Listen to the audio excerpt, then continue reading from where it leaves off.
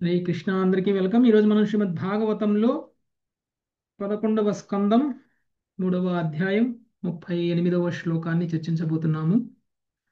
నిమి మహారాజు అడిగినటువంటి 5వ ప్రశ్నకి సమాధానంగా పిప్పలాయనుడు సమాధానం చెప్తున్నారు. నిమి మహారాజు అడిగినటువంటి ప్రశ్న ఏమిటి అని అంటే, ఏ విధంగా బ్రహ్మాన్ని గుర్తించాలి, బ్రహ్మము అంటే ఏమిటి అనేటువంటిది ఆయన అడిగినటువంటి ప్రశ్న. మొదటిగా ఆయన ఆది అంతము లేనటువంటి వాడు, సృష్టికి పూర్వం కూడా ఉన్నటువంటి వాడు, సృష్టి అనంతరం కూడా ఉన్నటువంటి వాడు ఆయన శ్రీకృష్ణ భగవానుడి గురించి పరిచయం చేస్తున్నారు. అంతేకాదు, ఏ భగవానుడైతే తను సర్వవ్యాపకంగా ఉంటూ ఈ భౌతిక విశ్వంలో ప్రతి జీవిలోనూ మొత్తం సర్వం కూడా పరమాత్మగా విస్తరించి ఉన్నారు, ఆయనే భగవానుడు అనేటువంటి విషయాన్ని కూడా మనకి తెలియచేశారు. అంతేకాదు, ఇంకొక ముఖ్యమైనటువంటి విషయాన్ని మనకు తెలియచేసినటువంటిది భగవానుడి గురించి ఏమిటి అని అంటే, భగవంతుడు ఒక్కడే, కానీ ఆ భగవంతుడి యొక్క శక్తి విస్తరిస్తుంది, అనేక విధాలుగా విస్తరిస్తుంది. సత్వ రజస్తమో గుణాలతో ప్రకటమై ఆయన విస్తరిస్తూ ఉంటారు. ఆయన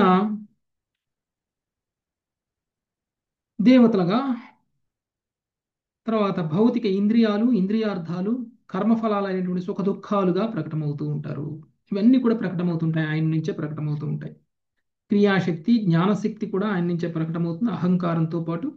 సో ఈ విధంగా ఈ భౌతిక విశ్వంలో వస్తున్నటువంటి ప్రతిదీ కూడా భగవంతుడి నుంచే వస్తుంది. భగవంతుడి యొక్క శక్తి విస్తారాలు, భగవంతుడి యొక్క శక్తి ఈ విధంగా ప్రకటమవడం అనేటువంటిది జరుగుతుంది. అంటే జరుగుతున్నటువంటి ప్రతిదీ కూడా భగవంతుల్లోనే జరుగుతుంది. చూస్తున్నటువంటి ప్రతిదీ కూడా భగవంతుడిలో భాగమే. కాబట్టి చూస్తున్నటువంటిది అంతా భగవంతుడే అనుకుంటే అది కూడా పొరపాటే. దానికి పరంగా ఉన్నారు భగవానుడు. మొత్తం భగవంతుడే. నేను కూడా భగవంతుడిలోనే ఉన్నాను. అలా అని నేనే భగవంతుడినా అంటే, నేను భగవంతుడిలో ఉన్నంత మాత్రాన నేను భగవంతుడు అవును. ఓకే, కానీ భగవంతుడు మనకి పరంగా ఉన్నారు. ఇప్పుడు ఈ శరీరాన్ని దాల్చింది ఎవరు? జీవుడు. జీవుడు ఈ శరీరాన్ని దాల్చారు. అంత మాత్రాన శరీరమే జీవుడా అంటే కాదు. ఈ జీవుడికి ఈ జీవుడిని చూసి మనం, ఈ జీవుడు ఏదైతే శరీరంలో ఉన్నారో ఆ శరీరాన్ని చూసి మనము అని అనుకుంటున్నాము. అయితే ఈ శరీరంలో కేవలం మనం మాత్రమే ఉన్నామా? ఇంకెవరు లేరా ఈ శరీరంలో? ఈ శరీరంలో నేను మాత్రమే ఉన్నానా? ఈ శరీరంలో నేను కాక ఇంకెవరు లేరా? పరమాత్మ ఉన్నాడు. పరమాత్ముడు పరమాత్మ కాకుండా, నేను కాకుండా ఇంకెవరు లేరా? జీవుడు పరమాత్మ, జీవాత్మ జీవాత్మ ఆత్మ పరమాత్మ. జీవాత్మ పరమాత్మ అంటే నేను, జీవాత్మ అంటే నేను, పరమాత్మ మేమిద్దరమే ఉన్నాము ఈ శరీరంలో. శరీరం ఈ శరీరంలో నాతో పాటు చాలా సూక్ష్మ జీవులు కూడా ఉన్నాయి, సూక్ష్మ క్రిములు కూడా ఉన్నాయి, క్రిమి కీటకాలు కూడా ఉన్నాయి, వైరస్లు కూడా ఉన్నాయి కదా. సో ఏ విధంగా అవును. అయితే ఈ శరీరంలో ఉన్నటువంటి నేను ఈ శరీరాన్ని నేను అని ఎలా అనుకుంటున్నానో, అలానే ఈ శరీరంలో ఉన్నటువంటి సూక్ష్మ క్రిములు కూడా అనుకోవాలి, అంతేగా. ఈ అంతే. శరీరంలో బ్యాక్టీరియా ఉంది, ఈ శరీరంలో వైరస్లు ఉన్నాయి, ఈ శరీరంలో చిన్న చిన్న క్రిములు కూడా ఉన్నాయి. అవన్నీ కూడా మరి ఈ శరీరాన్ని దాల్చినట్టేనా? కాదు. అలానే ఈ శరీరంలో ఉన్నటువంటి జీవుడు కూడా ఈ శరీరం కాదు. ఈ శరీరంలో ఉన్న క్రిమి కీటకాలు ఈ శరీరం ఎలా కావో, ఈ శరీరంలో ఉన్న జీవుడు కూడా ఈ శరీరం కాదు. అలానే భగవంతుల్లో ఉన్నటువంటి మనము భగవంతులమైపోతామా? అవం అవును. ప్రభు కాదు. కాబట్టి భగవంతుడు ఈ మనకి అన్యంగా ఉన్నారు అనేటువంటి విషయాన్ని మనము తెలుసుకోవాలి. కానీ ఇది ఏం తెలియజేస్తుంది? మొత్తం సర్వం భగవానుల్లోనే ఉన్నది అని అంటే భగవంతుడు ఎంత పరిపూర్ణమైనటువంటి వాడు అనేటువంటి విషయం కూడా మనకు అర్థమవుతుంది కదా. భగవంతుడు సంపూర్ణుడు అనేటువంటి విషయం మనకి ఇక్కడ అర్థమవుతుంది. ఇంకా భగవంతుడికి సంబంధించినటువంటి నిర్వచనాన్ని ఇంకా ఏం చెప్తున్నారో 38వ శ్లోకంలో ఈరోజు చూద్దాం. సునీత హరిబాబు. హరే కృష్ణ ప్రభుజీ, దండవత్ ప్రణామం. నాత్మా జజానన మరిష్యతి నైధతే సౌ ఆత్మజాననా మరిష్యతి నైదతే సౌ నక్షీయతే సవ న విద్వ అభిచారిణాం హి సాక్షీయతే సవన విద్వాభిచారిణాం హి సర్వత్ర స్వధనపామ్యుల ఫలబ్ధి మాత్రం సర్వత్ర శాశ్వదానాపాయుపలబ్ధి మాత్రం ప్రాణో యథేంద్రియ బలేన వికల్పితం సత్. ప్రాణో యదేంద్రియ బలేన వికల్పితం సత్. నిత్యాత్మగు బ్రహ్మము జన్మించదు, మరణించదు, పెరగదు, క్షీణించదు. భౌతిక దేహము యొక్క యవ్వనము మధ్య వయస్కులకు మరణమునకు నిజముగా అదే జ్ఞాతి అయి ఉన్నది. ఆ విధముగా ఆత్మ విశుద్ధ చేతనమనియు సర్వకాలముల్లో సర్వత్రా ఉన్నదట్టియు ఎవరు నశింపదనియు తెలుసుకొనవలెను. దేహమున్నందున ఏకమగు ప్రాణము ఇంద్రియములను సంపర్కముతో పలు రూపములతో ప్రకటమైనట్లుగా భౌతిక దేహ సంపర్కము వలన ఒకే ఆత్మ వివిధ భౌతిక ఉపాధులను స్వీకరించినట్లుగా గోచరించను. కృష్ణ కృపామూర్తి శీల ప్రపాదికి జై. భాష్యం. సర్వం క్వలిదం బ్రహ్మ, సమస్తము బ్రహ్మమే అనడి వేదాంత సూత్రము శ్రీమద్ భాగవతమునందరి ఈ అధ్యాయములో వివరింపబడినది. దేవదేవుడే సమస్తమునకు ఆది మూలము. ఆంతరంగిక శక్తి విస్తారము ద్వారా అతడు ఆధ్యాత్మిక జగత్తును ప్రకటించును. బాహ్య శక్తి విస్తారము ద్వారా భౌతిక జగత్తును సృష్టించును. బద్ధజీవుడు ఆదిలో భగవంతుని యొక్క ఉన్నతమైన అంతరంగ శక్తి అంశయే అయినను మోహవశమున అతడు బాహ్య శక్తి సంబంధములో చిక్కును. ఏది ఏమైనను ప్రతిదియు బ్రహ్మము యొక్క శక్తి విస్తారమే కనుక సమస్తము భగవానుని ఆధ్యాత్మిక శక్తి అంశయే అయి ఉన్నది. భయం ద్వితీయాభి నేవిసిత స్యాదిశాత్ పేతస్య విపర్యస్మృతి. భౌతిక జగత్తు భగవంతుని శక్తాంశ కాక విభిన్న అస్తిత్వము కలిగి ఉన్నదనియు అల్పుడగు జీవులచే నియంత్రించబడి భోగింపబడుచున్నదనియు జీవుడు తరించినప్పుడు తప్పు భావనలతో విపర్య ఉన్నవాడగును. సమస్తము భగవద్ విస్తారమే కనుక సమస్తము భగవంతుడే యజమాని అనే విషయములను ఈ విధముగా జీవుడి విస్మరించును. భగవంతుని బాహ్య శక్తి జన్మము, పెరుగుదల, క్షీణించుట, మరణము వంటి మార్పులకు లోనైనప్పటికీ అతని ఆంతరిక శక్తి అయిన జీవుడు ఎట్టి మార్పుకు లోనగునని ఎవ్వరూ మూర్ఖముగా తీర్మానించరాదని శ్రీధర స్వామి తెలిపిరి. జీవుడు ప్రకృతి పరబ్రహ్మము యొక్క విస్తారాంశములే అయినందున తుట్టతుదకు బ్రహ్మమే అయి ఉన్నవి. కాని పర్యాస్య శక్తి విదైవ శ్రూయతే. భగవాను శక్తులు వివిధములుగా నున్నవి అని వేదములు స్పష్టముగా తెలిపినవి కనుక ఈ శ్లోకమును బట్టి నాత్మ ధ్యానాన మరిష్యతి నైధతే సాన క్షీయతే. ఆత్మ ఎన్నడూ జన్మింపదు, ఎన్నడూ మరణించదు. భౌతిక దేహం వలె అది పెరగదు, క్షీణించదు. కంటికి కనపడే భౌతిక దేహము బాల్యము, యవ్వనము, ముసలితనము పొందుచున్నను లేదా దేవతా జన్మము, మానవ జన్మము, పశుపక్షాది జన్మము కలిగినను ఆత్మ ఎన్నడును తన నిత్య స్థితిని మార్చుకోదు. పైగా అది భౌతిక దేహ మార్పులతో తదాత్మము చెంది భ్రమ అనేది ఒక మానసిక కల్పనకు తనపై ఆరోపించుకొనెను. ప్రకృతి నియమములచే మార్పు చెందుతున్నట్లుగా చివరికి నశించినట్లుగా గాంచెడి ఈ దైనిమగు మోహానుభవము భగవంతుని యొక్క ఉన్నత శక్తిగా తన నిత్యస్థితిని గురించి దివ్య జ్ఞానమే నశించును. ఈ శ్లోకమునందరి సర్వత్రా అను పదము వ్యక్తిగత జీవుడు కూడా సర్వవ్యాపి అనుచు మూర్ఖునిగా వివరించరాదు. ఆత్మ జన్మించదు, మరణింపదు. అయినను ప్రస్తుత బద్ధ స్థితిలో మనము దేహము యొక్క జన్మ మృత్యువులతో తదాత్మము చెందుతున్నాము. సర్వవ్యాపియగు ఆత్మ మోహము చెందదు కనుక వ్యక్తిగత ఆత్మ సర్వవ్యాపి అని సర్వత్ర అను పదము సూచింపదు. మోహము అనేది సత్యము యొక్క అపూర్ణ ఎరుకను సూచించును. అది సర్వవ్యాపి అయిన వానికి అసంభవము కనుక విశుద్ధాత్మ అన్ని భౌతిక స్థితుల్లో ఉండగలిగిన భావనలో సర్వత్రా అను పదము అర్థము చేసుకునవలెను. ఉదాహరణకు సుషుప్తిలో చేతనము ప్రకటన అయి పోవచ్చును. అయినను దేహమునందు ఆత్మ ఉన్నదనియే ఎరుగవలసి ఉండెను. అట్లే ఆత్మ నిత్య సర్వగత అని ఎందైనను జలమును నందైనను లేదా అంతరిక్షమునందైనను నెలకొనవలసి ఉందని భగవద్గీత నుండి ఎరగవచ్చును. ఏలైనగా ఆత్మ యొక్క అస్తిత్వము భౌతిక పరిస్థితులపైన గాక నిత్య విషయంపై ఆధారపడి ఉండను. బల్బును బట్టి విద్యుత్ శక్తి ఒక విశేష పరిమాణములో రంగులో ప్రకటమైనట్లుగా విశేషముగు భౌతిక స్థితిని అనుసరించి ఆత్మ యొక్క చేతనము ఎంతో కొంత ప్రకటమగుచుండును. విద్యుత్ శక్తి ఒకటే అయినను భౌతిక పరిస్థితిని అనుసరించి అది భిన్నముగా ప్రకటమగును. ఆత్మ విశుద్ధ చేతనమే అయినప్పటికీ చేతనము నిరంతరము మార్పు చెందడము తాను ప్రత్యక్షానుభవమని ఎవరూ వాదింపవచ్చును. ఆకాశము వంటి నీలిరంగు వస్తువును నేను తలుచుచున్నచో పుష్పములు వంటి పసుపు వర్ణపు వస్తువుల యొక్క నా పూర్వ ఆలోచన నశించిపోవును. అట్లే ఆకలి అవుతున్నదని తెలియగానే నీలాకాశ భావనము తొలగిపోవును. ఆ ప్రకారముగా చేతనము నిరంతరము మార్పు చెందుచుండును. చేతనము నిత్యమైనదే అయినప్పటికీ భౌతికేంద్రియాల సంపర్కము వలన అది వివిధ రీతిల్లో ప్రకటమగునని శ్రీధర స్వామి దీనిని సమాధమొసగిరి. ఈ విషయమే ప్రాణము అంత చక్కని ఉపమానము.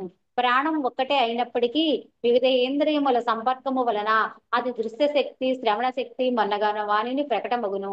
అట్లే ఆధ్యాత్మికమైన చేతనము చరమముగా ఒక్కటే, కానీ వివిధేంద్రియముల సంపర్కములో అది ఒకదానికొక ఇంద్రియ కలాపముగా కనపడుచుండును.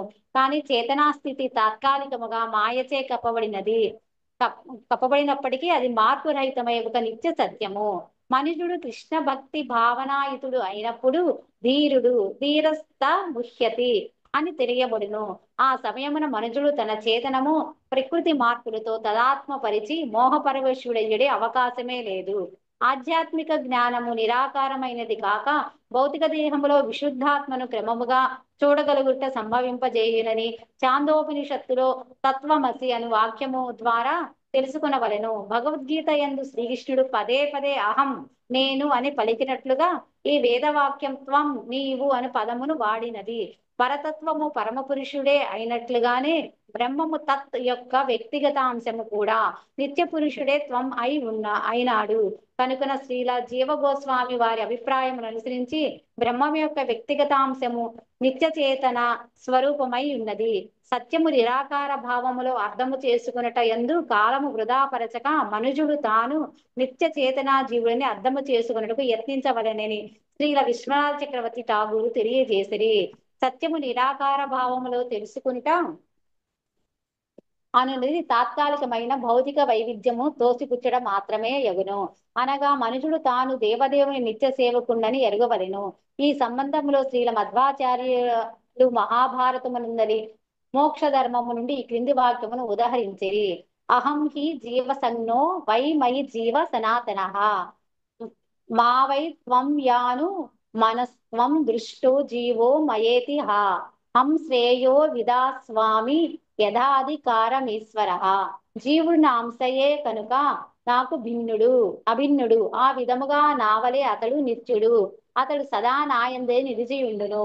కాని నేనిప్పుడు అతని ఆత్మను దర్శించి తిని అని నీవు కృత్రిమగా తలచరాదు.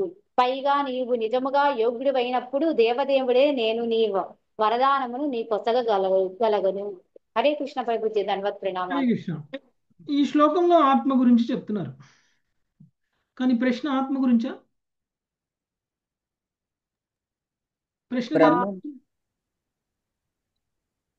ప్రశ్న గురించి, ప్రశ్న బ్రహ్మము గురించి కదా. మరి బ్రహ్మం గురించి అడిగితే ప్రశ్న ఆత్మ గురించి ఎందుకు చెప్తున్నారు ఈ శ్లోకంలో? ఆత్మ కూడా బ్రహ్మమేమో ప్రభుజీ. ఆత్మ కూడా బ్రహ్మం కాబట్టి. ఇంకోటి, ఇందాక 2 శ్లోకాల్లో మరి ఆత్మ కూడా బ్రహ్మమైనప్పుడు ఎందుకు భగవంతుడి గురించి చెప్పారు? భగవంతుడు కూడా బ్రహ్మమే కదా. భగవంతుడు కూడా బ్రహ్మమే కాబట్టి. అయితే ఆత్మ బ్రహ్మమే, భగవంతుడు బ్రహ్మమే అయితే ఆత్మ కూడా భగవంతుడేనా? భగవంతుడు కూడా ఆత్మేనా? అంశ భగవంతుడు. ఉం? ఇలాంటి భగవంతుడు ఆత్మ బ్రహ్మమే అయినప్పుడు మరి ఏంటి భగవంతుడికి ఆత్మకి ఉన్నటువంటి తేడా? ఈ విషయంలో మనం అందరం కూడా తప్పుగా అర్థం చేసుకునేటువంటి ప్రమాదం ఉంది కాబట్టి ప్రత్యేకించి ఆత్మకి సంబంధించినటువంటి విషయాలను కూడా ఇందులో పర్టికులర్గా చెప్తున్నారు. ఆయన బ్రహ్మం గురించి అడిగారు అంటే భగవంతుడిని పరిచయం చేసేసారు ఫస్ట్, ఎవరు భగవానుడు అని. ఆ తర్వాత ఆయన ఆత్మ గురించి చెప్తున్నారు. అప్పుడు ఆత్మ గురించి కూడా మనకు పూర్తి వివరాలు ఇస్తే అప్పుడు ఆత్మకి భగవంతుడికి మధ్య ఉన్నటువంటి తేడా ఏంటో మనకు అర్థమైపోతుంది. అప్పుడు ఆత్మ భగవంతుడు ఒకటే అనేటువంటి మోహం నుంచి బయటపడిపోతాం, అంతే కదా. ఏదైతే శాశ్వతమో అది భగవానుడు, ఏదైతే నిత్యమో అది భగవానుడు అని చెప్పేసి వదిలేశారనుకోండి, అప్పుడు ఏమవుతుంది? ఆత్మ కూడా భగవానుడే అయిపోతాడు కదా. అందుకని ఇక్కడ ఏం చెప్తున్నారు? నిత్యమే ఆత్మ కూడా. ఓకే, నిత్యాత్మయగు బ్రహ్మము జన్మించదు, మరణించదు, పెరగదు, క్షీణించదు, మార్పు ఉండదు అంటే మీరు పుట్టగానే ఎలా ఉన్నారు, ఇప్పుడు కూడా అలానే ఉన్నారా? లేదు ప్రభు, ఎదుగుదల అనేది ఉంటుంది కదా. మీరు అలానే ఉన్నారు. పుట్టినప్పుడు ఎలా ఉన్నారో ఇప్పుడు కూడా అలానే ఉన్నారు మీరు. ఆత్మపరంగా కానీ ఆత్మ మారదు, మారింది ఏమిటి అంటే మీ శరీరం మారింది. శరీరం దేహం అంటే ఆత్మ పుట్టినప్పుడు ఎలా అయితే ఉంటుందో, ఏ పరిమాణంలో ఉంటుందో, ఏ శక్తితో ఉంటుందో, ఏ విధంగా ఉంటుందో, ఏ చైతన్యాన్ని కలిగి ఉంటుందో అంతే విధంగా చనిపోయేటప్పుడు కూడా ఉంటుంది. ఏ మార్పు ఉండదు. జస్ట్ బోర్న్ బేబీకి చావడానికంటే ముందు అదే బేబీ పెరిగి పెద్ద అయిపోయిన తర్వాత కూడా అలానే ఉంటుంది. ఆత్మలో మార్పు ఉండదు. ఓకే. అందుకని ఆత్మ నిత్యం, ఆత్మలో తరుగుదల ఉండదు, ఆత్మలో క్షీణింపు అనేటువంటిది ఉండదు. కానీ మారేది ఏమిటి? కేవలం భౌతిక శరీరం. భౌతిక శరీరం 6 రకాల మార్పులకు లోనవుతుంది. పుడుతుంది, పెరుగుతుంది,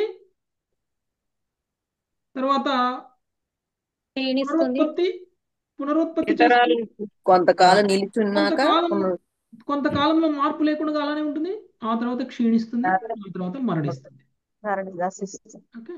ఆ తర్వాత మరణిస్తుంది. ఇన్ని రకాల మార్పులు కేవలం ఎవరికి ఉన్నాయి అనంటే శరీరానికి శరీరానికి మాత్రమే ఉన్నాయి. కానీ ఈ ఆత్మ ఈ భౌతిక శరీరంలోకి రావడం వలన, భౌతిక శరీరంలో తాదాత్మ్యం చెందడం వలన ఈ మార్పులన్నీ ఆత్మకు జరుగుతున్నాయి అనేటువంటి భావనలోకి వెళ్ళిపోతున్నాం. ఈ మార్పులు జరుగుతుంది కేవలం భౌతికమైనటువంటి శరీరానికి, ఆత్మకి సంబంధం లేదు. కానీ ఏ విధంగా అయితే వర్షం నీళ్ళు వచ్చి మురికి నీళ్ళల్లో పడితే మురికి నీళ్ళగా మారిపోతున్నాయో, ఆ విధంగా ఆత్మ వచ్చి భౌతిక శరీరంలోకి రాగానే భౌతిక శరీరంలో మారిపోతుంది. అర్థమవుతుందా? వర్షం నీళ్ళ చుక్క మురికి నీళ్ళలో పడితే మురికి నీళ్ళగా మారిపోతుంది. నదిలో పడితే నదిలో నీళ్ళలా మారిపోతాయి. సముద్రంలో పడితే సముద్రంలో నీళ్ళలా మారిపోతుంది. అంటే ఇదే తాదాత్మ్యం చెందడం అంటే. ఆత్మ ఈ భౌతిక విశ్వంలోకి రావడం వల్ల భౌతికంగా మారిపోతుంది. భౌతికంగా మనకి కనిపిస్తుంది. నిజానికి అది భౌతికం కాదు. ఎంత మురికి నీళ్ళల్లో పడ్డ నీళ్ళైనా కానీ శుభ్రం చేయొచ్చా? చేయొచ్చు ప్రభుత్వం. దానికి ఒక ప్రాసెస్ ఉంది కదా. అవును. ఆరులో పంపిస్తే మురికి నీళ్ళు కూడా మంచి నీళ్ళలా బయటకు వస్తాయి, తీయగా తెల్లగా వచ్చేస్తాయి. ఆర్ఓలోకి పంపిస్తే ఈ ఆర్ఓ కావాలి ఇప్పుడు మనకి. ఆర్ఓ ఉంటే అప్పుడు మన ఆత్మ యొక్క నిజస్థితి మనకు తెలుస్తుంది. ఆర్ఓ లేకపోవడం అంటే ఫిల్టర్స్ కావాలన్నమాట మనకి. ఫిల్టర్స్, ఒక్కొక్క ఫిల్టర్ పెట్టి ఒక్కొక్క కల్మషాన్ని తీసేయాలి. ఎన్ని ఫిల్టర్లు పెట్టాలి మనం? కామ, క్రోధ, లోభ, మోహ, మద, 6 ఫిల్టర్లు పెడితే, అంటే 6 స్టేజ్ ఆర్ఓ పెడితే, 6 స్టేజ్ ఆర్ఓ పెడితే ఒక్కొక్క స్టేజ్లో ఒక్కొక్కటి ఫిల్టర్ అయ్యి బయటికి ప్యూర్ వస్తుంది అనమాట. ఓకే. అంటే ఈ ఫిల్టర్స్ అనేవి లేకపోతే ఏమవుతుందంటే, ఈ ఫిల్టర్స్ పెట్టడం కోసమే మనం అంతా చేసేటువంటి ప్రయత్నం, అంతా క్లీనప్ ప్రాసెసే మనం చేసేటువంటి సాధన కదా. ఎవరైతే ఆర్ఓ లేకుండా మంచినీళ్ళు తాగరో, సిటీలలో అయితే ఆర్ఓ లేకుండా నీళ్లు తాగరు, అంత మురికి నీళ్ళు ఉంటాయి. లేకపోతే అదే పల్లెటూళ్ళలో అయితే బావిలో నీళ్ళు తాగేసేయచ్చు. ఏంటి తేడా? సిటీలలో ఉన్న నీళ్ళకి పల్లెటూరులో ఉన్న నీళ్ళకి తేడా ఏంటి? స్వచ్ఛత బాగుంటుంది ప్రభుత్వం పల్లెటూరులో. ఆ, ఇక్కడ కాలుష్యం, ఇక్కడ ఉంటాయి. ఇక్కడ నీరు కాలుష్యం, వాతావరణ కాలుష్యం, ఇవన్నీ ఇక్కడ ఉన్నాయి సిటీలలో. అందుకని మనకి ఫిల్టర్స్ కావాలి. పల్లెటూళ్ళలో ఆ కాలుష్యం లేదు. ఏ విధంగా అయితే బావిలో నీళ్లు డైరెక్ట్గా తీసేసుకోవచ్చు, అలా ఆత్మ కూడా ఒకవేళ ఇలాంటి కల్మషాలు కనుక మిక్స్ అవ్వకపోతే ప్యూర్గా ఉంటుంది. ఇలా కల్మషాలు కనుక మిక్స్ అయ్యి కాలుష్యం ఉండడం వల్ల నీళ్లు ఎలా అయితే మనం తాగలేకపోతున్నామో, ఎలా అయితే అది ప్యూర్ కాలేదో, అలా ఈ ఆత్మ కూడా ఈ కల్మషాల కారణంగా మనం దాన్ని ఫీల్ అవ్వలేకపోతున్నాం. ఆత్మ మన మన నిజస్థితిని మనం తెలుసుకోలేకపోతున్నాం. ఓకే. అయితే ఈ యొక్క ఆత్మ వివిధ శరీరాలలోకి వెళ్తుంది. ఈ ఆత్మ ఎక్కడ ఉంటుంది? ఎక్కడెక్కడ ఉండొచ్చు ఈ ఆత్మ? శరీరం ఉన్న ప్రతి చోట ఆత్మ ఉంటుంది ప్రభుత్వం. శరీరం ఉన్న ప్రతి చోట ఆత్మ ఉంటుంది. శరీరాలు ఎక్కడెక్కడ ఉండొచ్చు? 84 లక్షల శరీరాలు. 84 లక్షల జీవరాశుల్లో 84 లక్షల రకాల జీవరాశులు. ఈ 84 లక్షల రకాల జీవరాశులు ఎక్కడైనా ఉండొచ్చు. భూమి మీదనే కాదు, నీళ్ళల్లో ఉండొచ్చు, భూమి మీద ఉండొచ్చు, తర్వాత సూర్యలోకంలో ఉండొచ్చు, చంద్రలోకంలో ఉండొచ్చు, ఇతర గ్రహాల లోకాల్లో ఉండొచ్చు, స్వర్గలోకంలో ఉండొచ్చు, పైన 7 లోకాలు, కింద 7 లోకాల్లో ఎక్కడైనా ఉండొచ్చు. ఓకే, సో అంటే ఏంటి, జీవుడు ఎక్కడెక్కడున్నాడు, సర్వం ఉన్నాడు, అంతే కదండి. అంతే ప్రభు. సర్వవ్యాపకత్వం జీవుడికి కూడా ఉన్నది కాబట్టి మరి జీవుడు కూడా భగవానుడేనా? ఇంతకు ముందు సర్వంగా వ్యాపించి ఉన్నటువంటి వాడు భగవానుడు అని మనకి ఇంతకు ముందు శ్లోకాల్లో చెప్పారు. మరి ఇక్కడ కూడా సర్వంగా వ్యాపించి ఉన్నాడు జీవుడు కూడా. ఈ జీవుడు జీవుడు భగవానుడిలో ఉన్నటువంటి తేడా ఏంటి? మరి జీవుడికి భగవానుడికి ఉన్నటువంటి తేడా ఏంటి ఇక్కడ? జీవుడు ఒక్క శరీరంలోనే ఉంటాడు, భగవంతుడు సర్వం. ఏమో సర్వాల్లో అందరిలో పరమాత్మలాగా ఉంటారు. ఉమ్. ఇక్కడ సర్వంగా వ్యాపించి ఉన్నది ఒక జీవుడు కాదు. ఓకే, అనేక జీవులు. ఇంతకు ముందు శ్లోకాల్లో భగవంతుడు సర్వంగా వ్యాపించి ఉన్నటువంటి పరమాత్మలా ఉన్నారు అని అన్నారు, కానీ అది ఒకటే పరమాత్మ సర్వం వ్యాపించి ఉన్నారు. కానీ జీవుడు ఒకటే జీవుడు సర్వం వ్యాపించి లేడు. అర్థమైందా? అందుకని అది జీవుడికి పరమాత్మకి మధ్య ఉన్నటువంటి తేడా.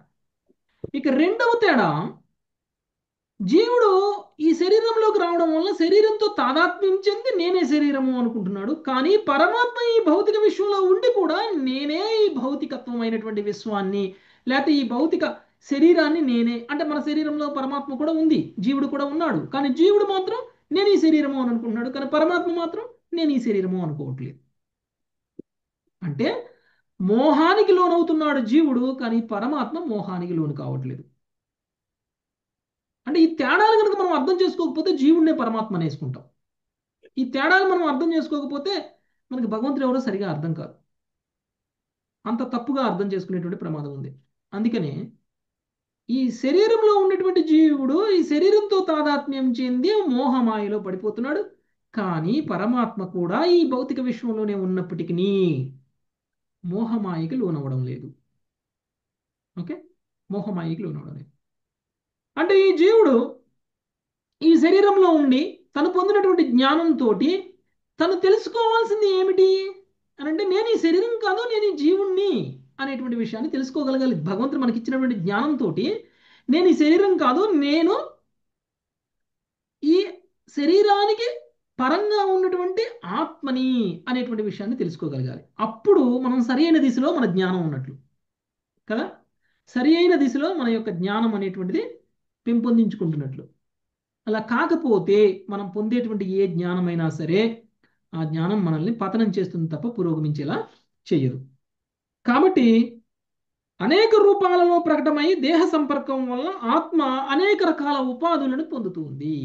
ఒక ప్రత్యేకమైనటువంటి శరీరం వల్ల ఒక ప్రత్యేకమైనటువంటి ఉపాధి ఓకే పొందుతుంది. అంటే ఇవన్నీ కూడా వ్యక్తిగతమైనటువంటి ఆత్మలు. ఈ వ్యక్తిగతమైనటువంటి ఆత్మ అంటే ఈ వ్యక్తిగతమైనటువంటి ఆత్మలు ఆ చేతనాన్ని కలిగి ఉంటాయి. అంటే ఏ జీవుడిలోకి ఏ శరీరంలోకి వెళ్తే ఆ శరీరానికి తగినటువంటి చేతనాన్ని ప్రకటితం చేస్తుంది. ఓకే, చెట్టులో ఉంటే ఇదే ఆత్మ వెళ్ళి చెట్టులోకి వెళ్ళిపోతే, ఇదే ఆత్మ చెట్టులోకి వెళ్ళిపోతే చెట్టుకు ఉండాల్సిన చేతనాన్నే ప్రకటితం చేస్తుంది. ఇదే ఆత్మ ఒక మనిషిలో ఉంటే మనిషికి ఉండాల్సినటువంటి చేతనాన్ని పొందుతుంది. ఇదే ఆత్మ ఒక జంతువులో ఉంటే జంతువుకు ఉండే చేతనం. అంటే ఆత్మ అనేటువంటిది ప్రకటన ఎలా అవుతుంది అంటే తన చేతనం ద్వారా ప్రకటమవుతుంది. ఒక్కొక్క రకమైనటువంటి శరీరంలో ఒక్కొక్క రకంగా తన చేతనాన్ని ప్రకటన చేస్తుంది. ఓకే, ఈ విధంగా తన చేతనంలో మార్పు శరీరాన్ని బట్టి మారిపోతూ ఉంటుంది. కానీ పరమాత్మ అలా కాదు. ఓకే, పరమాత్మ అలా కాదు. తరువాత మాతాజీ హరే కృష్ణ ప్రభు. ఇప్పుడు 84 లక్షల జీవరాశులు అయినకి మానవ జన్మ వస్తుంది కదా ప్రభు. పడాల మానవ జన్మ 84 లక్షల జీవరాశులు అయిపోయినకి మానవ జన్మ వస్తుంది అనండ. అది ఇప్పుడు 84 లక్షల జీవరాశుల్లోనూ ఒకే ఆత్మనే వస్తుందా ప్రభు? ఒకటే ఆత్మనే ఉంటుందా? తిరుగుతుంది అదే ఆత్మ 84 లక్షల జీవరాశుల్లోనూ అదే ఆత్మ తిరుగుతుంది. తిరిగా ఆమెకి ఇప్పుడు ఆత్మకి చేతనం ఉంటుంది కదా ప్రభు. చేతన అనేది ఉంటుంది కదా. ఇది ఆత్మకి ఇప్పుడు మనం మనిషిగా పుట్టినకి మనకి చేతనం ఉంది కదా, ఆ మాదిరి ప్రతి జీవికి పోయినప్పుడు కూడా ఉంటుంది కదా ప్రభు. ఉంటుంది ఉంటుంది కానీ ఉంటుంది ఆ కదా. చేతనం మనిషి శరీరంలో ఉన్నప్పుడు ఉన్నంత గొప్ప ఉచ్చ ఉన్నతమైనటువంటి స్థితిలో ఉండదు చేతనం. అవునా. ఉమ్. ఉమ్. చెట్టులో అది చేతనం మనిషిలో చేతనం ఒకలా ఉండదు కదా. ఉమ్. అదే జీవుడు మనిషి శరీరాన్ని వదిలేసి చెట్టు శరీరాన్ని తీసుకున్నాడు అనుకోండి, చెట్టు శరీరానికి ఉండాల్సిన చేతనమే ఉంటుంది. ఆ. అదే ఇప్పుడు ఇక్కడ మన చెప్తుంది. వివిధ ఉమ్. భౌతిక శరీరాలని పొందినప్పటికీ ఆత్మ ఆ శరీరాల ద్వారా తన చేతనాన్ని ప్రకటన చేస్తుంది, ఆ శరీరానికి తగినట్లుగా. ఇప్పుడు 84 లక్షల జీవరాశులు మనం తీసుకొని వచ్చింటాం గాని, ఉమ్. ఆ 84 లక్షల జీవరాశుల్లోనూ మనకి దాంట్లో ఏమైండాము అనేది మనకి ఉండేదే కదా అటుకి. ఉమ్. ఇప్పుడు ఒకటి పైనుంచి మనకి వెనక జన్మలో ఏముంటాము అనేది గుర్తయ్యలేదు కదా ప్రభు. అది ఏమిటి నుంచి ప్రభు? అది అది అది ఎట్లు అది ప్రభు? చేతనం కాదు అది. అది అది అది ఉమ్, జ్ఞాపకం. ఓకే. ఆ, ఓకే. అంటే మీరు ఆ శరీరంలో ఉండి ఏం చేశారు, ఆ శరీరంలో ఉన్నప్పుడు మీకు ఏం జరిగింది అనేటువంటిది మనకి ఈ శరీరంలో గుర్తుండదు. గుర్తుండదు. గుర్తుండదు. అదే ఎందుకంటే ఆత్మ అయినా మనకు గుర్తు రాదు. ఎందుకంటే ఆత్మ అదే మీరు శరీరాన్ని మార్చేశారు. మీరు మార్చిండాము. శరీరాన్ని మార్చేశారు కాబట్టి ఏదైతే జ్ఞాపకం మనకి సబ్ కాన్షియస్ మైండ్లోకి వెళ్తుందో అది మాత్రమే గుర్తుంటుంది. ఏదైతే జ్ఞాపకం మన బ్రెయిన్లోనే ఉంటుందో, అంటే భౌతికమైనటువంటి మెమరీ అన్నమాట ఇది. అంటే మన శరీరంలో ఒక మెదడు ఉంది కదా, మెదడులో అవును. ఈ మెమరీ కూడా ఉంది. మెదడులో ఉన్నటువంటివన్నీ కూడా ఈ శరీరంలో ఈ మెదడు ఉన్నప్పుడు వరకే గుర్తుంటాయి. ఏదైతే మెమరీ మనకి ఈ మెదడుని మించి సూక్ష్మ శరీరంలోకి వెళ్ళిపోతుందో అది మీకు వచ్చే జన్మలో కూడా గుర్తుంటుంది. అర్థమైందా? హరే అంటే కృష్ణ ప్రభు. ఆ ఆ, మన చేతనంలోనే రావాలి. అది అప్పుడు వచ్చినప్పుడు ఆటోమేటిక్గా అది నెక్స్ట్ జన్మ కూడా కొన్ని. అందుకని మనకి పూర్వజన్మ జ్ఞాపకాలు కొన్ని కొన్ని మనకు అర్థం కాదు అది పూర్వజన్మది అని. ఓకే. కొన్ని కొన్ని వస్తూ ఉంటాయి కానీ వస్తుంటుంది. అదే వస్తూ ప్రభు ఉంటాయి. నేను అడిగేది, వస్తుందా ప్రభు? అది కొంచెం కొంచెమైనా వస్తుంది వస్తుందా? అది వస్తుంది మన వస్తుంది. ఎప్పుడో చదివినట్లాయి ప్రభు, అందుకోసమే మీతో అడిగింది ఇద్దా. మనకి వెనకటి జన్మది కూడా కొంచెము మనకి ఇది ఉంటుంది అని. ఒక్కొక్కసారి ఉంటాయి. ఎలా అంటే ఇప్పుడు మీరు బాగా ప్రేమించారనుకోండి, ఇప్పుడు లెటర్స్ ఒక ఉదాహరణకి మీకు ఒక హార్మోనియం ప్లే చేయడం బాగొచ్చు అనుకోండి. ఓకే. హార్మోనియం ప్లే చేయడం బాగొచ్చు అనుకోండి. అది అది చాలా ఇష్టపడి నేర్చుకున్నారు, చాలా మంచి టాలెంట్ మీకు ఉందనుకోండి. అది నెక్స్ట్ జన్మలో కూడా మీరు హార్మోనియం ప్లేయర్ అయ్యే అవకాశం ఉంది. అట్లా. అట్లా ఉహు. అది ఉహు. మీకు ఈ జన్మ వల్ల వచ్చింది, పోయిన జన్మ వల్ల వచ్చిందని మీకు తెలియదు. ఓకే. ఉహు. అలా. ప్రభుజీ మన అంటే సూక్ష్మ శరీరంలోకి పూర్తిగా వెళ్ళిపోయినాయి, వెళ్ళిపోతుంది. ఖచ్చితంగా తర్వాత ఆ, ఖచ్చితంగా ఎఫెక్ట్ ఉంటుంది. మన మెమరీ ఓన్లీ అనేటువంటిది జీవన్లోకి స్థూల వచ్చింది. శరీరం నుంచి సూక్ష్మ శరీరం వరకు తీసుకెళ్ళగలగాలి. అందుకే నా ప్రభుజీ మనం సాధన చేసింది. అందుకనే సాధన చేసేది. సో ఇప్పుడు ప్రభుజీ కొంతమందికి కొన్ని కొన్ని టాలెంట్స్ ఉంటాయంటే అది సూక్ష్మ శరీరంలోకి వెళ్ళటం వల్ల ఇవి ఆ, వ్యక్తపరచగలుగుతారు, అంతే కదా సూక్ష్మ ప్రభు? శరీరంలోకి వెళ్ళిపోయినాయి టాలెంట్లు. టాలెంట్ లేకపోతే ఇట్లా నాలా సూక్ష్మ లేనట్టు. శరీరంలోకి వెళ్ళిపోయినాయి. మనము అద్భుతంగా అచేతనంగా పడి ఉన్నా కానీ మనకి కొన్ని గుర్తుంటాయి చూసావా, అలాంటివన్నీ ఉంటాయి. ఎలా అంటే ఇప్పుడు కోమాలో ఉన్న వ్యక్తి కూడా, కోమాలో ఉమ్, ఉన్న వ్యక్తికి నిజానికి చెప్పాలంటే అన్ని శరీరం అంతా డెడ్ కదా. కోమాలో ఉన్న వ్యక్తి ఉమ్. కొన్ని గుర్తొస్తాయి వాళ్ళకి. వాళ్ళకి కూడా కొన్ని గుర్తొస్తాయి. సబ్ కాన్షియస్ మైండ్ లో ఉన్నాయి, మర్చిపోరు వాళ్ళు కూడా. నేను ఇంతకుముందు ఎస్ చెప్పుంటాను ఈ ప్రభు. ఎగ్జాంపుల్. ఒక ఆయన ప్రతిరోజు నగర సంకీర్తన చేస్తాడు. ప్రతిరోజు పర్టికులర్గా మార్నింగ్ జపం అయిపోయిన తర్వాత నగర సంకీర్తన చేసి ఇంటికి వచ్చి అప్పుడు ఆ తర్వాత బ్రేక్ఫాస్ట్ ప్రసాదం తీసుకుంటాడు. ఓకే. ప్రతిరోజు చేస్తున్నాడు. ఈయన ఒక 40-50 సంవత్సరాలుగా ఇలానే చేస్తూ ఉన్నాడు. ప్రతిరోజు జపం చేస్తాడు, నగర సంకీర్తన చేసి వస్తాడు. వాళ్ళ ఇంటి దగ్గరనే, వాళ్ళ ఊరిలోనే ఉన్నటువంటి 4 వీధులు నగర సంకీర్తన చేసి వస్తాడు. నగర సంకీర్తన చేసేటప్పుడు ఏం చేస్తారు? కర్తాలు ప్లే చేసుకుంటూ హరే కృష్ణ మహామంత్రం చెప్పుకుంటూ రోడ్ల మీద తిరుగుతారు. నగర సంకీర్తన. ఓకే. ప్రతి ఒక్కళ్ళని వెనకాల జాయిన్ అవుతారు. చాలా మంది జాయిన్ అవుతారు వెనకాల. కొంతమంది మృదంగం ప్లే చేస్తారు, కొంతమంది గానం చేస్తారు, మిగిలిన వాళ్ళందరూ కోరస్ పాడుతూ ఉంటారు. ప్రతిరోజు ఇదే చేస్తున్నాడు 40 ఏళ్ల నుంచి. ఈ మనిషి ఏదో యాక్సిడెంట్లో హాస్పిటల్లో జాయిన్ అయిపోయారు. ఆ తర్వాత ఆయన కోమాలోకి వెళ్ళిపోయాడు. కోమాలోకి వెళ్ళిపోయినటువంటి వ్యక్తి చేతులు కదులుతాయా, కాళ్ళు కదులుతాయా, ఏమైనా కదులుతాయా, అసలు ఏమన్నా, అసలు మనం ఏం చెప్పినా, మనం ఏం మాట్లాడినా కూడా మనకి వినపడదు కదా. ఆయన ఏమి చెప్పలేడు కూడా మనకి. ఇక డాక్టర్స్ ఏమన్నారు, ఇంక ఈ మనిషి ఇంక ఇంతే బతికినంత కాలం ఇంకా ఇలానే చనిపోతాడు. ఆయన చేతులు కదిలిలేడు, కాళ్ళు కదిలిలేడు. ఇంకా ఆ, మనం ఏం చెప్పినా కూడా అర్థం కాదు. ఆయన ఏం చెప్పాలనుకున్నా మనకు చెప్పలేడు, పూర్తిగా కోమాలో ఉన్నాడు అని చెప్తారు. కరెక్ట్గా నెక్స్ట్ డే మార్నింగ్ నగర సంకీర్తన చేసే టైంలో చేతులు కదిలిస్తాడు ఇట్లా ఇట్లా ఆయన. సబ్కాన్షియస్ మైండ్ లోకి వెళ్ళిపోయింది. బా. మళ్ళీ నగర సంకీర్తన అయిపోయిన తర్వాత చేతులు ఆపేస్తాడు, మళ్ళీ కోమాలోనే ఉంటాడు. వెరీ కోమాలో గుడ్. ఉన్నటువంటి వ్యక్తి మరి నగర సంకీర్తన టైంలోనే ఎలా చేస్తాడు అంటే అది సబ్ కాన్షియస్ మైండ్లోకి వెళ్ళిపోయింది. అదొక్కటే గుర్తుందండి. అదొక్కటి ఉంది. అంటే ఏదైతే మనము భౌతికంగానే ఉంచేసుకుంటామో, భౌతిక శరీరంలోనే ఉంచేసుకుంటామో అంతవరకే మనం మర్చిపోతాం. ఓకే, ఎప్పుడైతే అది మన సూక్ష్మ శరీరంలోకి తీసుకెళ్ళిపోతామో, అంటే సబ్ కాన్షియస్ మైండ్లోకి వెళ్ళిపోతుందో, అప్పుడు మనకి అది గుర్తుంటుంది. ఆయన సో చేతులు ప్రభుజీ అప్పుడు డాక్టర్సే మిరాకిల్ అన్నారు. అదేంటి కోమాలో ఉన్న వ్యక్తి చేతులు కదిలేయడం ఏంటి? ఆశ్చర్యపోయారు డాక్టర్సే. అంటే డాక్టర్స్ కూడా అర్థం కానిటువంటిది ఉంది. ఈ భౌతిక శక్తి, భౌతిక శరీరంలో ఉన్నటువంటి కొన్ని మిస్టరీస్ డాక్టర్ కూడా అర్థం కావు. Okay, so Prabhuji sub conscious mind లోకి వెళ్ళిపోయి అంటే అవి వాళ్ళు ఎంత రిజిస్టర్ చేసుకుంటేనే, ఎంత సాధన చేసి దాని పట్ల ఆసక్తి ఉంటేనే వెళ్ళిపోతాయి. అంతేగా ప్రభు? వెళ్ళిపోతాయి అంతే, లేకపోతే వెళ్ళవు కదా. అక్కడ కూడా అంత క్లీన్ అయిపోయి ఇది మొత్తం ఫిల్ అయిపోయి ఉంటది, అంతే కదా బ్రో? ఓకే, సో అయితే మనకి ఉన్నటువంటి ఈ అవకాశాలు, వసతులు, వీటన్నిటిని ఉపయోగించుకొని మనం పొందేటువంటి ఆధ్యాత్మిక జ్ఞానం మనం భగవంతుడిని చేరుకునే విధంగా ఉండాలి. మనం పొందేటువంటి ఆధ్యాత్మిక జ్ఞానం మన యొక్క నిజస్థితిని తెలుసుకునేలా ఉండాలి. మనం పొందినటువంటి ఆధ్యాత్మిక జ్ఞానం భగవంతుడితో మనము సంబంధాన్ని ఏర్పరచుకునే దానిలా ఉండాలి. భగవంతుడి యొక్క ధామానికి వెళ్ళే దానిలా ఉండాలి మనం పొందేటువంటి ఆధ్యాత్మిక జ్ఞానం. కానీ మనం పొందేటువంటి ఆధ్యాత్మిక జ్ఞానం భగవంతుడిని ఒక నిరాకారంగాను, భగవంతుడిని ఒక శూన్యంగాను, లేకపోతే భగవంతుడు అంటే జీవుడుగాను మనం భావించినట్లయితే ఆ ఆధ్యాత్మిక జ్ఞానం పరిపూర్ణమైనటువంటి ఆధ్యాత్మిక జ్ఞానం కాదు కదా. అది స్వచ్ఛమైనటువంటి ఆధ్యాత్మిక చైతన్యం కాదు. ఆత్మకి కావాల్సినటువంటి ఒక స్వచ్ఛమైనటువంటి ఆధ్యాత్మిక చైతన్యం కాదు.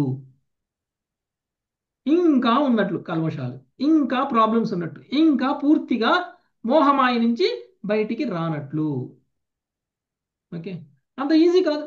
భగవంతుడి యొక్క మాయ నుంచి మనం బయటికి రావడం అనేటువంటిది ఈజీ కాదు. అందుకనే భగవంతుడు పదే పదే పదే పదే భగవద్గీతలో భగవంతుడి గురించి చెప్తున్నప్పుడల్లా నేను, నన్ను, నన్ను, నేను, నేను అని మరీ ఏలు చూపించి మరీ చెప్తారు. ఎస్ ప్రభు.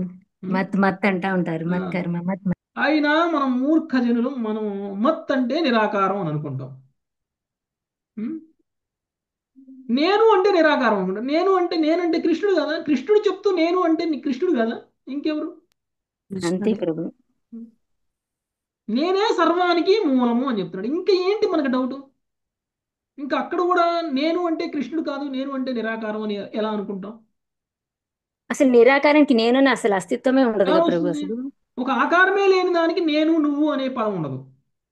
భగవంతుడు నేను అని అంటున్నారు, నా గురించి నేను చెప్తున్నాను విను అని అంటున్నారు, నేనే సర్వానికి మూలం అని చెప్తున్నారు, నాకు శరణాగతుడు అవ్వు అంటున్నారు, నన్ను శరణ వేడుకున్నప్పుడు నువ్వు మాయ నుంచి విముక్తుడు అవుతావు అంటున్నారు. ఎక్కడి నుంచి వచ్చింది నిరాకారం మధ్యలోకి?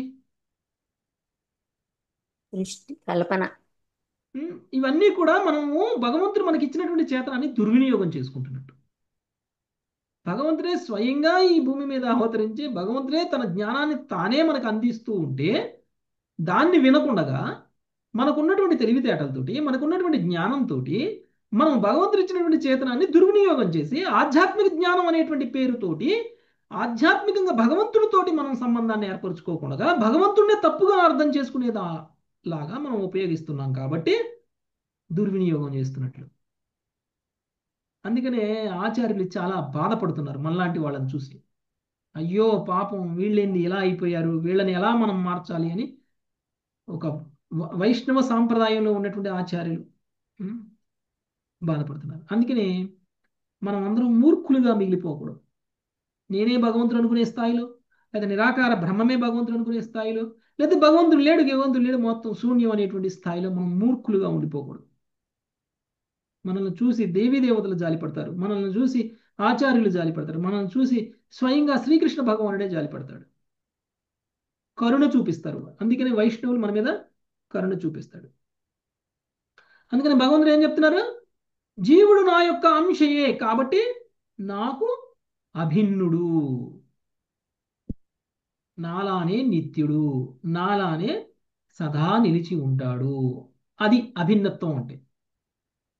ఓకే, అభిన్నత్వం అంటే నేను జీవుడు ఒకటే అని కాదు, లేదా జీవుడు భగవంతుడు ఒకటే అని కాదు. అభిన్నత్వం అంటే గుణరీత్యా ఏకత్వం. భగవంతుడు ఎలా నిత్యము, జీవుడు కూడా అలా నిత్యము, అంతవరకే. భగవంతుడు ఎలా ఆధ్యాత్మికము, జీవుడు కూడా అలా ఆధ్యాత్మికం. భగవంతుడు ఎలా అయితే మార్పుకు లోను కారు, జీవుడు కూడా అలానే మార్పుకు లోను కారు. జన్మ మృత్యు జీవుడికి ఉండదు, భగవంతుడికి కూడా ఉండదు. ఈ విధంగా భగవంతుడు జీవుడు అభిన్నం. అంతేకాని జీవుడు వ్యక్తిగతాత్మ, కానీ భగవంతుడు పరమ. సర్వం- ఓకే, పరమ సత్యం. అది జీవుడు గురించి మనకి తెలియచేస్తున్నటువంటి విషయం. నెక్స్ట్ 39వ శ్లోకం సునీత కంఠం నిమ్మది. అండేషు పేషిషు తరుష్వ వినిశ్చితేషు అండేషు పేసిషు తరుష్వ వినిశ్చితేషు ప్రాణో హి జీవం ఉపధావతి తత్ర తత్ర ప్రాణో హి జీవం ఉపదావతి తత్ర తత్ర సన్నేయదింద్రియాణేహమి చ ప్రసుస్తే సన్నేయదింద్రియగణేహమి చ ప్రసుప్తే కూటస్థ ఆశయం మృతే తదనుస్మృతిర్నః. కూటస్థ ఆశయం తదనుస్మృతిర్నః. భావం: ఆత్మ భౌతిక జగత్తునందు వివిధ జీవజాతులలో జన్మించుచుండును. వాటిలో కొన్ని అండజములు, కొన్ని జరాయుజములు, మరికొన్ని ఉద్భిజములు, మిగిలినవి శ్వేతజములు అయి ఉండును. కానీ అన్ని జీవజాతుల్లోనూ ప్రాణం ఎటువంటి వికారమునకు లోనుగాక ఒక దేహం నుండి మరొక దేహమునకు ఆత్మను అనుగమించును. అట్లే భౌతిక జీవన స్థితి ఎట్లున్నప్పటికీ ఆత్మ ఎల్లప్పుడూ మార్పు రహితమై ఉండును. ఇది మన అనుభవంలోనిదే. సుషుప్తి అవస్థలో ఇంద్రియములు చేతనరహితములగును. మనస్సు అహంకారం కూడా నిద్రాణ స్థితిలో లయమగును. కానీ ఇంద్రియములు, మనస్సు, అహంకారము నిష్క్రియమైనప్పటికీ మేల్కొనినంతట మనుజుడు తాను సుఖముగా నిద్రించుతున్నని తలచును. భాష్యము: జీవుడు మెలకువగా ఉన్నప్పుడు భౌతికేంద్రియములు, మనస్సు నిరంతరము సచేతనముగా ఉండును. అట్లే మనుజుడు నిద్రించినప్పుడు అహంకారము జాగ్రత్త అవస్థ యందలి అనుభవమును గుర్తు చేసుకొనగా స్వప్నములు అనుభూతమగును. కానీ సుషుప్తి గాఢ నిద్ర యందు మనస్సు, ఇంద్రియములు రెండును నిష్క్రియమగును. అప్పుడు అహంకారము పూర్వానుభవములను లేదా కోరికలను గుర్తు చేసుకొనలేదు. సూక్ష్మముగు అహంకారమే లింగ శరీరము, సూక్ష్మ శరీరం అని పిలువబడును. నేను ధనవంతుడును, నేను బలవంతుడును, నేను నల్ల జాతీయుడును, నేను తెల్ల జాతీయుడును, నేను అమెరికా దేశస్థుడును, నేను చైనీయుడును అనేది తాత్కాలికమగు భౌతిక ఉపాధుల రూపంలో ఈ లింగ శరీరం అనుభూతం అగుచుండును. తనను గురించిన అన్ని మిథ్యాభావాలను కలిపి మొత్తము అహంకారం అనబడును. ఈ మిథ్యాభావం వల్లనే జీవుడు ఒక జాతి నుండి వేరొక జాతిలో పునర్జన్మ నొందుచుండును. ఇది భగవద్గీత యందు స్పష్టంగా వివరించబడినది. అయినను ఆత్మ నిత్యత్వము, జ్ఞానము, ఆనందం అనేది తన సహజ స్థితిని తాత్కాలికంగా మరచినప్పటికీ అట్టి స్థితిని మార్చుకొనదు. ఉదాహరణకు, ఒకడు అరణ్యములో నడుచుచున్నట్లు కలగని నన్ను ఆ స్వప్నము అతడు తన ఇంటిలోని మంచముపై పడుకున్నట్టి స్థితిని మాత్రము మార్చబోదు. ఆ విధంగా ఈ శ్లోకమునందు కూటస్థ ఆశయం మృతే, సూక్ష్మదేహం మార్పు చెందినప్పటికీ ఆత్మ మార్పు చెందదని చెప్పబడింది. ఈ విషయమును వివరించుటకు శ్రీల శ్రీధర స్వామి ఒక ఉపమానమును వసిగిరి. ఏతావంతం కాలం సుఖమహమాస్వాప్సం స్వాప్సం నా కించిద వేదిశం కలగనప్పటికిని ఏదియును ఎరగనప్పటికీ నేను ప్రశాంతంగా నిద్రించి తిని అని మనుజుడు తలుచుచుండును. అనుభవంలో లేని దాన్ని గురించి ఎవడును గుర్తుంచుకొనలేడనుట తెలిసినది. అనగా ఇంద్రియ అనుభవం లేనప్పటికీ మనుజుడు ప్రశాంతంగా నిద్రించుటను గుర్తుంచుకొను గనక అటు జ్ఞాపకమును ఆత్మ యొక్క అస్పష్టమైన అనుభవం అని తెలుసుకొనవలెను. విశ్వమందలి ఉన్నత లోకములకు చెందిన దేవతలు మానవులను పోలినట్టు ఉన్నత జీవజాతి. సాధారణ మానవుల వలె నిజంగా సుషుప్తావస్థను పొందరని శ్రీల మధ్వాచార్యులు వివరించిరి. దేవతలు ఉన్నతముకు బుద్ధి కలిగిన వారు కనుక నిద్రలో వారి అజ్ఞానమునందు లయమొందరు. భగవద్గీత యందు శ్రీకృష్ణుడు మత్త స్మృతి జ్ఞానం అపోహనం చ అని పలికి ఉండెను. నిద్రయే అపోహనము, విస్మృతి. స్వప్నమునందు మనుజుడు తన కుటుంబంలో లేదా మిత్రులను పరివర్తిత మోహమయ స్థితిలో చూసినను ఒక్కొక్కప్పుడు స్వప్నము ద్వారా స్మృతి కలుగుచుండవచ్చును. అంటే స్మృతి అంటే వాస్తవ స్థితి యొక్క జ్ఞానం.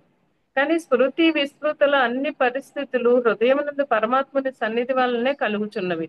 అట్టి పరమాత్మానుగ్రహం చేతనే మనుజుడు ఇంద్రియ మానసిక అనుభూతి లేకున్నను ప్రశాంతంగా నిద్రించితిననే విషయమును గుర్తుంచుకొనుట ద్వారా ఆత్మ యొక్క ప్రాథమిక దర్శనమును పొందగలడు. ఈ శ్లోకమునకు గల ప్రామాణిక వ్యాఖ్యానములను బట్టి అవినిశ్చితేషు అనగా స్వేదజములని చెమట వల్ల పుట్టినవేనే అర్థము. భూస్వేదన హి ప్రాయో జాయంతే, నేలలోని చెమ్మను భూమి యొక్క చెమటగా భావించవలెను, దాని నుండి అనేకమైన ప్రాణులు ఉద్భవించును అని శ్రీల మధ్వాచార్యులు తెలిపియుండిరి. ప్రాణ సంబంధములో ఆత్మ యొక్క స్థితిని ముండకోపనిషత్తు 3.1.9 ఇట్లు వివరించినది. ఏషోనురాత్మ చేతసా వేదితవ్యో యస్మిన్ ప్రాణః పంచధా సంవివేశ ప్రాణైశ్చిత్తం సర్వమోతం ప్రజానాం యస్మిన్ విశుద్ధే విభవత్యేష ఆత్మ. ఆత్మ అనుపరిమాణములో ఉన్నది కేవలం పరిపూర్ణ జ్ఞానము చేతనే తెలియబడును.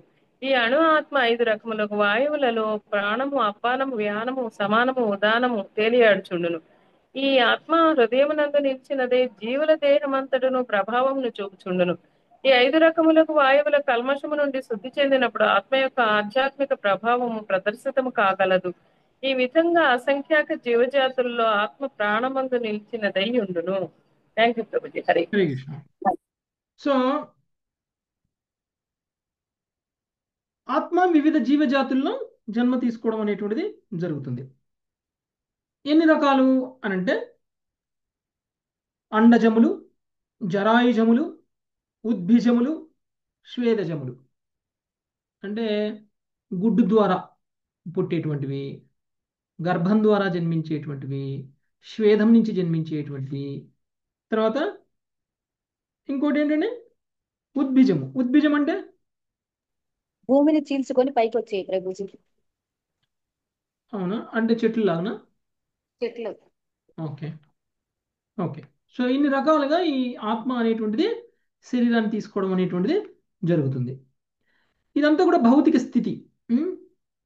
కానీ భౌతిక స్థితి ఎలా ఉన్నప్పటికీ ఆత్మలో మార్పు అనేటువంటిది ఉండదు. ఓకే, ఆత్మలో మార్పు అనేటువంటిది లేదు. కానీ ఇప్పుడు మనం ఎలా జన్మించినప్పటికీ ఒకటి అర్థం చేసుకోవాల్సింది ఏంటి అంటే మన యొక్క చేతనము అనేటువంటిది మనం నిద్రిస్తున్నప్పుడు ఈ భౌతికమైనటువంటి చేతనం ఏదైతే ఉంటుందో చేతన రహితంగా అవుతాం. ఓకే, అంటే ఇంద్రియాలకు ఉండేటువంటి చేతనం పోతుంది కానీ ఆత్మకు ఉండేటువంటి చేతనం పోదు. మనం నిద్రపోతున్నాం కదా అని కానీ ఆత్మ చనిపోయినట్టు అవుతుందా? నిద్రపోతే కొంతమందికి ఏం చెప్పినా వినపడదు. నిద్రపోతే కొంతమందిని తట్టినా కానీ వాళ్ళు లేవలేరు, అంటే స్పర్శ కూడా తెలియదు. నిద్రపోతే తాకినా తెలియదు, నిద్రపోతే మాట్లాడినా తెలియదు, నిద్రపోతే ఏమైనా చూపించినా కనపడదు. అంటే మన కళ్ళ ద్వారా, మన చెవుల ద్వారా, మన ముక్కు ద్వారా, మన నోటి ద్వారా, లేదా మన శరీరం ద్వారా కూడా మనం పొందాల్సింది ఏదీ పొందం నిద్రపోయేటప్పుడు.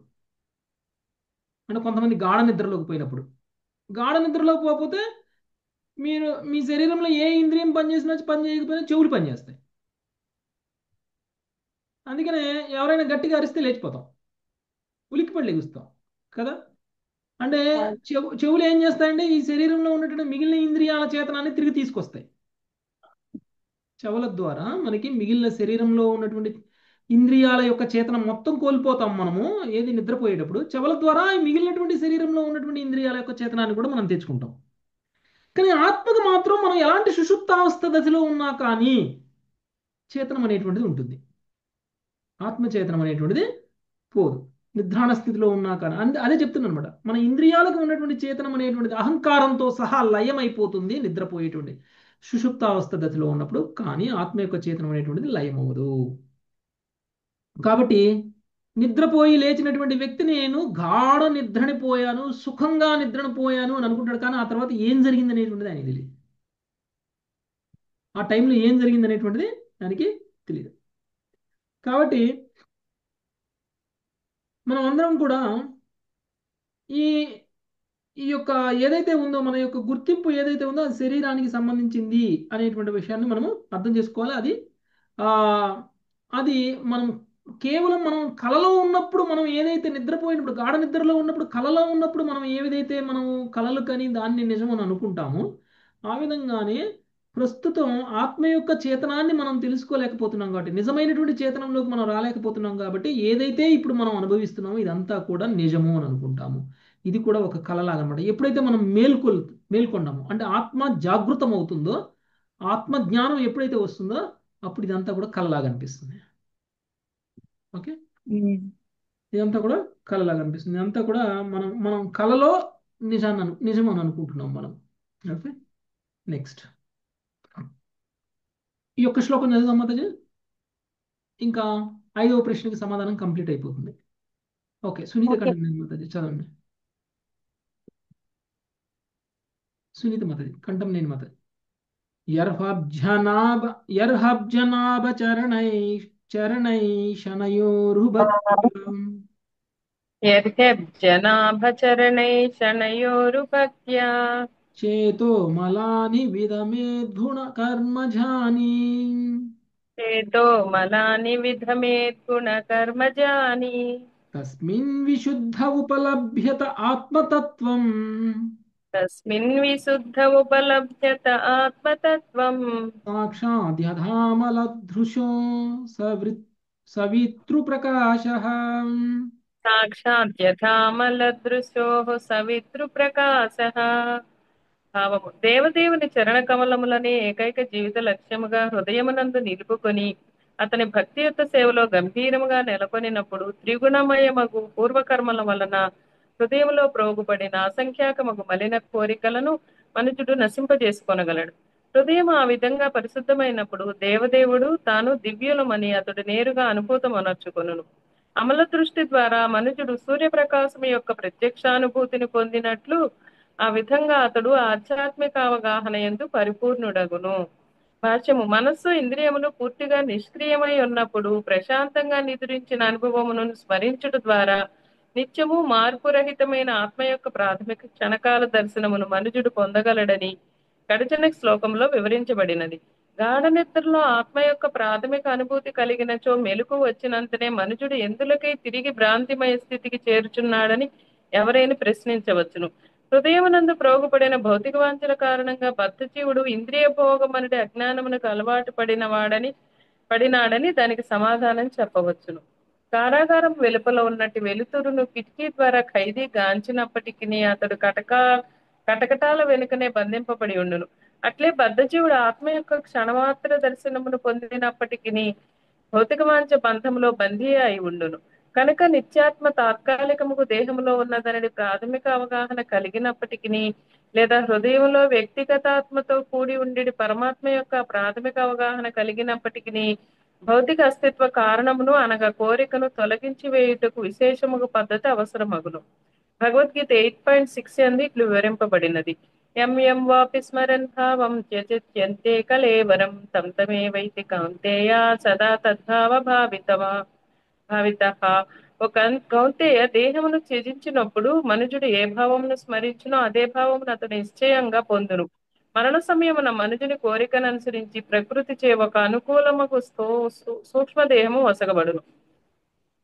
కర్మణ దైవ నేత్రేణ జంతుర్దేహోపత్తయే. కోరికలు కర్మలను అనుసరించి భగవత్ ప్రతినిధులైన దేవతల నేతృత్వంలో జీవునికి ఒకానొక భౌతిక దేహం వసగబడును. అటువంటి దేహం నిశ్చయముగా జన్మ మృత్యు జరావ్యాధులకు లోనగుచుండును. మనుజుడు ఒకానొక విషయం యొక్క కారణమును తొలగించినచో దాని కార్యమును కూడా నిక్కముగా తొలగించగలడు. కనుక మనుజుడు భగవత్ చరణారవింద ఆశ్రయమును మాత్రమే కోరవలనని ఈ శ్లోకం పలుకుచున్నది. సంగము, స్నేహము, ప్రేమ మున్నగు వాని పట్ల కోరిక మరింత బంధకారణమే కనుక మనుజుడు అట్టి భ్రాంతిమయ కోరికలను త్యజించవలెను. అతడు తన మనస్సును దేవదేవుడకు శ్రీకృష్ణు యందే నిలుపవలెను. అప్పుడు మరణ సమయమున అతడు నిశ్చయముగా శ్రీకృష్ణుని స్మరింపగలడు. దీనిని గురించి భగవానుడు ఇట్లు పలికి ఉండెను: అంతకాలేచ మామేవా స్మరన్ ముక్త్వా కలేవరం యః ప్రయాతి సమద్భావం యాతి నాస్త్యత్ర సంశయః. అంత్యకాలమున కూడా నన్నే స్మరించుచు దేహత్యాగం చేసేడు వాడు తత్క్షణమే నన్ను పొందుచున్నాడు. ఈ విషయం ఎట్టి సందేహము లేదు. భగవద్గీత 8.5. దేవదేవుడకు శ్రీకృష్ణుడే అల్లర్జీవులకు నిజమైన ఆశ్రయం. భక్తి యోగం ద్వారా మనుజుని హృదయం స్వచ్ఛంగా అయినంతనే భగవంతుని ప్రత్యక్షానుభూతి కలుగగలదు. దేవదేవుని పొందుడి స్థితి భగవద్గీత తతో మాం తత్వతో జ్ఞాత్వా విశతే తదనంతరం అనే వాక్యముల ద్వారా వివరింపబడినది. ఈ వాక్కులు బ్రహ్మ సాయుధ్య వర్ణనం అనుచు నిరాకారవాదులు ఒక్కొక్కప్పుడు తప్పి వ్యాఖ్యానం చేయుచుందురు. మనుజుడు తన మనస్సును భక్తిని అబ్జనాభుని పాదపద్మములపై లగ్నము చేయవలెనని ఈ శ్లోకం నందు స్పష్టంగా పేర్కొనబడినది. వ్యక్తిగత జీవుడు భగవంతునితో సమానుడే అయినచో పరిశుద్ధుడగుటకు అతడు కేవలం తననే కొనడివాడు. అయినను దాని ఎందును ఒక విరుద్ధత పొడసూపగలదు. అది ఏమనగా దేవదేవుడు తనను పరిశుద్ధుని కావించుకొనవలసిన అవసరం లేదు.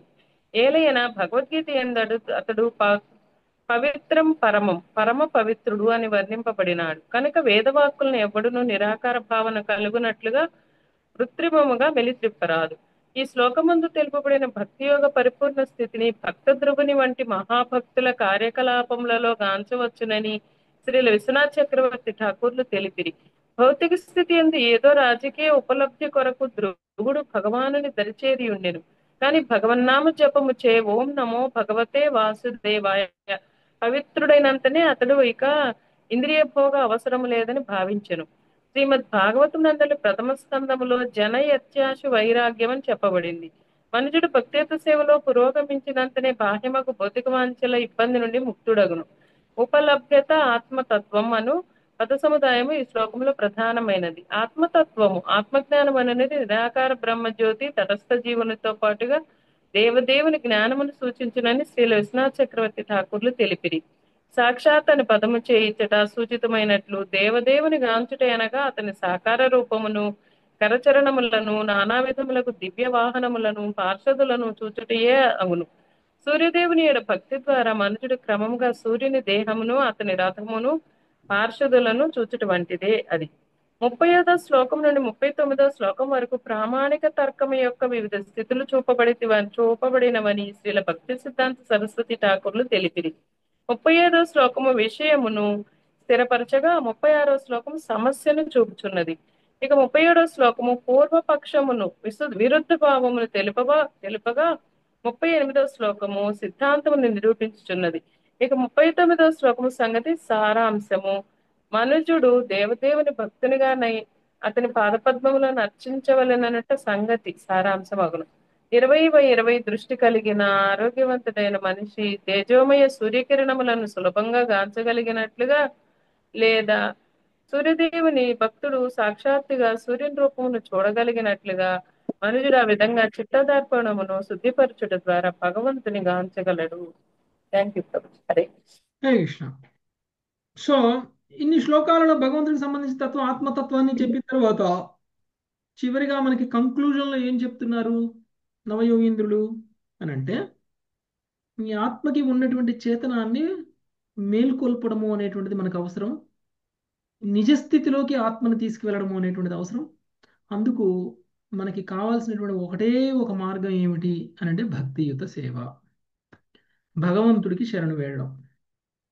అందుకని దేవదేవుని చరణకమలములనే ఏకైక జీవిత లక్ష్యముగా హృదయమునందు నిలుపుకునేటువంటి అతని భక్తియుత సేవలో గంభీరంగా నెలకొన్నప్పుడు త్రిగుణమయమైనటువంటి పూర్వకర్మల వలన హృదయంలో పోగుపడినటువంటి అసంఖ్యాకమైనటువంటి మలిన కోరికలను మనుషుడు నశింప చేసుకునగలడు. ఎప్పటి నుంచో పోగుపడినటువంటి మలినాలన్నీ కూడా ఒక్కసారిగా దూరం చేసుకుంటాడు. ఎప్పుడు? దేవదేవుడిని జీవిత లక్ష్యంగా చేసుకున్నప్పుడు. దేవదేవుడి యొక్క చరణ కమలాలనే మన యొక్క జీవిత లక్ష్యంగా హృదయంలో నిలుపుకోగలిగినప్పుడు అది సాధ్యమవుతుంది. అంటే ఏంటన్నట్టు భక్తి యోగంలోకి రండి అని చెప్తున్నారు. భక్తియుత సేవలు చేయండి అని అంటున్నారు. అంటే ఆత్మ యొక్క నిజస్థితి ఏమిటి అంటే భగవంతుడి సేవ చేయడం. భగవత్ సేవలోకి రండి, అప్పుడు ఇవన్నీ కూడా ఈ భ్రమలన్నీ తొలగిపోతాయి, త్రిగుణాల యొక్క ప్రభావం తొలగిపోతుంది, దానివల్ల మొత్తం స్పష్టమైపోతుంది. అంటే మనకి పూర్ణ జ్ఞానం రావాలి అని అంటే భగవంతుడికి సేవ చేయాలి.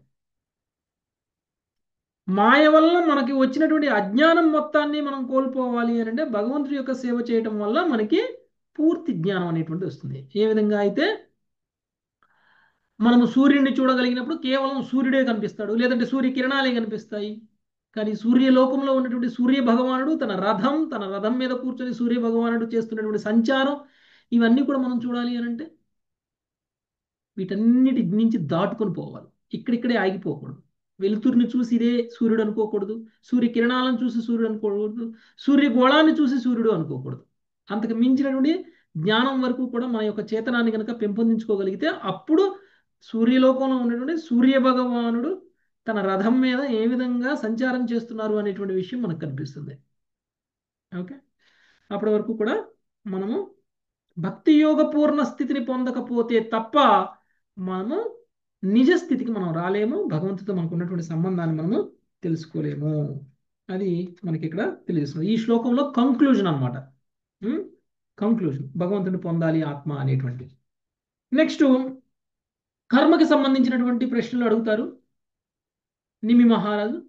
ఆ తర్వాత 2 శ్లోకాల్లో ఆయన అడిగారు.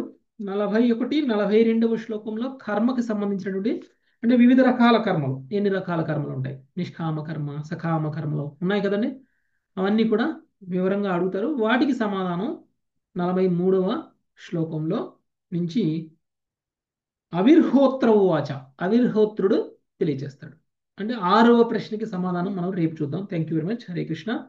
వంచాకల్పతరుభ్యశ్చ కృపా సింధుభ్యైవ చ పతితానాం పావనేభ్యో వైష్ణవేభ్యో నమో నమః. హరే కృష్ణ హరే కృష్ణ హరే కృష్ణ కృష్ణ కృష్ణ హరే హరే హరే రామ హరే రామ రామ రామ హరే హరే.